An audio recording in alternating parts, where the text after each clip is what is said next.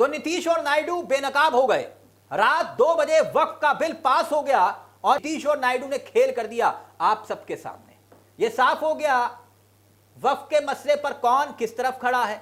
जो लोग टोपी लगा के इफ्तार देकर बड़ी बड़ी बातें करके मौलानाओं और इमामों की थोड़ी बहुत सैलरी तनख्वाह बढ़ाकर उन्हें खुश करना चाह रहे थे, वो लोग अब बेनकाब हो गए, वो नेता बेनकाब हो गए। वक्फ बिल के मामले पर कई बार बीजेपी से भी आगे निकल गए कई नेता, जैसे लल्लन सिंह जेडीयू के एमपी हैं, भाषण देते देते संसद में मोदी चालीसा पढ़ने लग गए। उससे मालूम होने में देर नहीं लगी कि जेडीयू चाह क्या रही है। जेडीयू के नेता या फिर आप कह लीजिए बीजेपी का स्टैंड दोनों का एक है। बिल्कुल बीजेपी की भाषा सदन में बोल रहे थे जेडीयू के नेता, मतलब मोदी जी मुसलमान का कितना कल्याण चाहते हैं यह सुनकर मेरा तो कलेजा फट गया।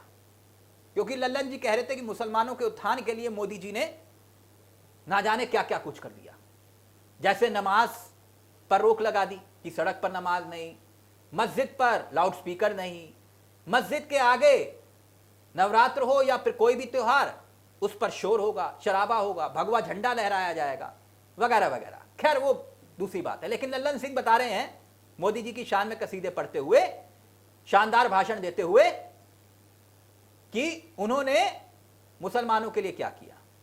लल्लन जी जब से प्रधानमंत्री बने मोदी जी, एक भी मुस्लिम सांसद नहीं है बीजेपी का, केवल हिंदू मुसलमान हिंदू मुसलमान हिंदू मुसलमान करके पिछले 11 साल में 12 साल में राजनीति इस देश में हो रही है।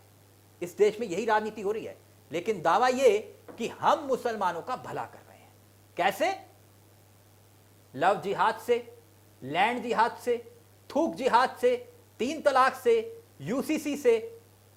जब भी बात होगी तो हिंदू मुसलमान की होगी, हिंदू मुसलमान की होगी।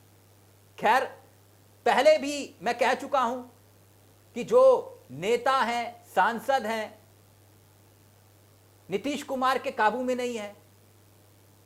नीतीश कुमार की कुर्सी को ही पलटाने की कोशिश हो रही है।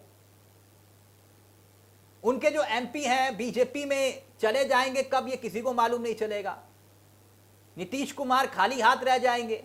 राज्य के अंदर भी कई एमपी एमएलए हैं जो बड़ी तादाद में बीजेपी के अंदर चले जाएं तो आप हैरान मत होइएगा। नीतीश कुमार से अब कोई उम्मीद पाले बैठे, ये कम से कम मेरी समझ में तो नहीं आता।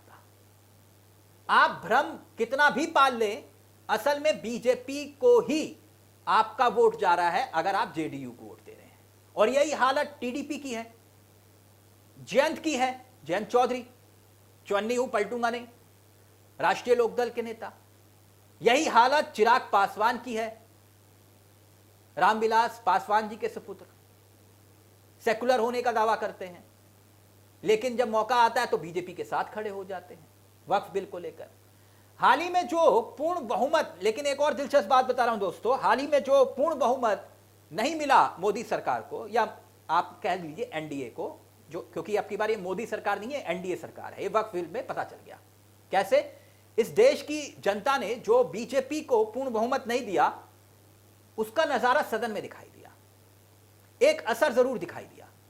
वक्फ बिल पर यह जो पहले से तय था कि बिल और इसमें 14 फर्क थे, यानी कि 14 पॉइंट्स ऐसे थे जो बदले गए। जेपीसी के अंदर बाकी विपक्ष की बातों को अनसुना कर दिया गया, लेकिन टीडीपी और जेडीयू की थोड़ी बहुत बातों को सुना गया, जैसे दावा किया जा रहा है। 14 इसमें बदलाव किए गए। सबसे बड़ा बदलाव यही कि जो कानून है 2025 के पहले, जो पहले से लागू नहीं होगा, 2025 से पहले से लागू नहीं होगा, यानी पुरानी जो संपत्तियां हैं उन पर लागू नहीं होगा। लेकिन ये अपने आप में एक भ्रम है। जो पुरानी वक्फ की जो रजिस्टर्ड संपत्तियां हैं उन पर तो कानून लागू नहीं होगा, लेकिन जिनको लेकर विवाद चल रहा है उस पर तो तुरंत लागू होगा, तुरंत लागू हो जाएगा। मैं आपको बता दूं कि सिर्फ उत्तर प्रदेश का ही जिक्र करें और बाकी सब छोड़ दे तो पूरे देश में 100 में से 96 ऐसे हैं मामले जिस पर वक्फ की ऐसी संपत्तियां हैं जिन पर विवाद चल रहा है। यह कानून जिस दिन लागू होगा सरकारी संपत्ति वो बन जाएगा, क्योंकि इसमें एक प्रावधान है जहां विवाद है उसमें जब तक कोर्ट का फैसला नहीं आता उसको सरकारी संपत्ति मान लिया जाएगा। यानी जो टीडीपी अपनी पीठ थपथपा रही है दोस्तों, दरअसल उसकी असलियत कुछ और है। वहीं कपिल सिब्बल का जिक्र करना भी बहुत जरूरी है। कपिल सिब्बल कौन? राज्यसभा सांसद हैं, पूर्व कांग्रेस के नेता हैं और वरिष्ठ वकील हैं, यानी कानूनी पेचीदगियों को जानते हैं। इसलिए मैं कपिल सिब्बल का जिक्र कर रहा हूं। कपिल सिब्बल ने बड़े दिलचस्प लहजे से नायडू को और नीतीश कुमार को दो टूक कहा। जानते क्या? कपिल सिब्बल ने कहा आप एक बयान दीजिए, यानी कि नायडू और नीतीश को, कि आप बयान दीजिए कि हम वक्फ अधिनियम जो बिल लेकर आई है सरकार उसके पक्ष में खड़े हैं। इसमें तो कोई दो राय नहीं, दोनों का पक्ष पता चल गया। जब अपने सांसदों को व्हिप जारी करते हुए संसद की चर्चा में भाग लेने के लिए, बीजेपी के पक्ष में वोट करने के लिए आप व्हिप जारी कर सकते हैं, तो यह भी कह सकते हैं इसमें बुराई क्या है कि हम मोदी जी के साथ खड़े हैं।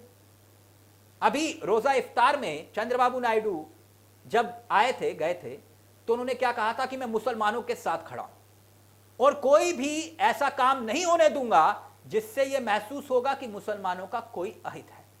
तो फिर ऐसा क्या हुआ कि आप मोदी सरकार के सामने घुटने टेकने पर आ गए? वाजिब है ना, बिल के समर्थन में खड़े हैं।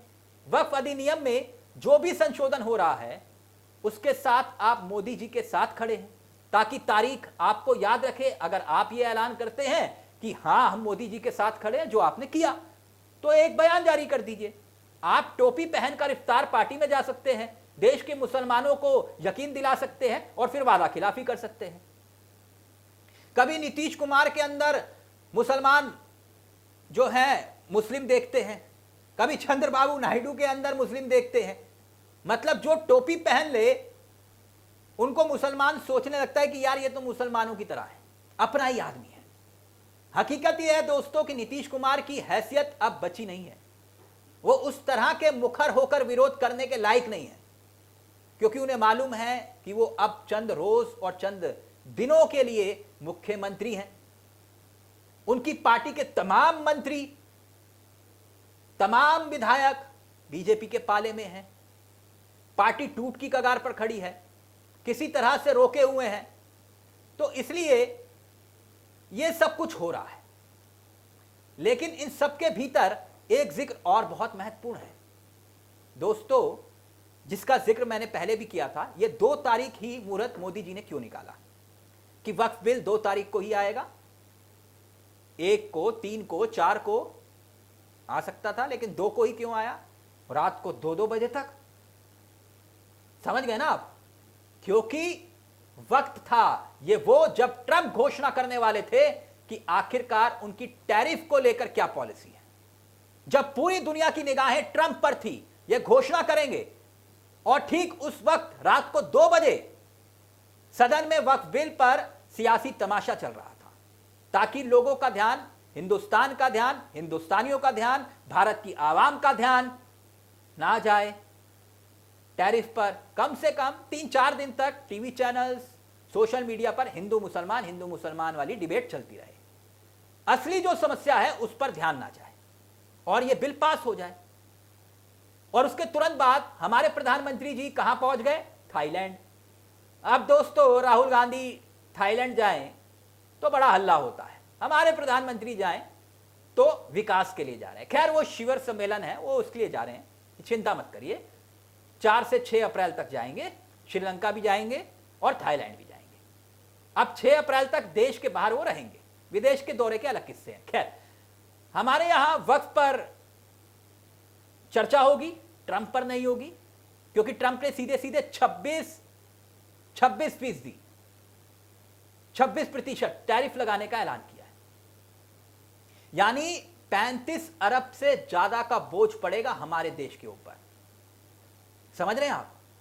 लेकिन हम चिंता ना करें, हम उलझे रहेंगे, भटकते रहेंगे, लटकते रहेंगे हिंदू मुसलमान की चर्चा पर हम व्यस्त रहेंगे। बाकी नायडू और नीतीश तो हैं ही, खेल कर दिया जनाब। नमस्कार, जय हिंद, जय भारत।